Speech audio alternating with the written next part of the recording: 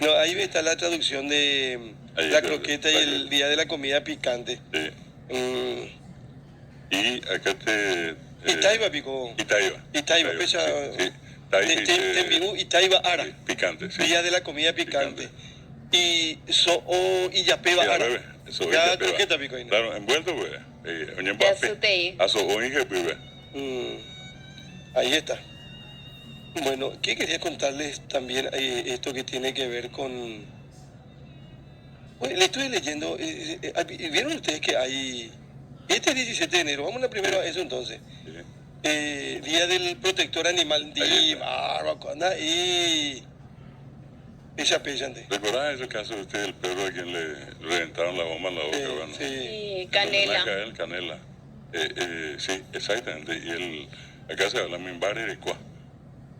El Erecua es el cuidador, el protector en este Antonio Abad dice. caso. Antonio Abad, San Antonio Abad. En homenaje a él, que fue protector de los animales. Es la fecha de hoy.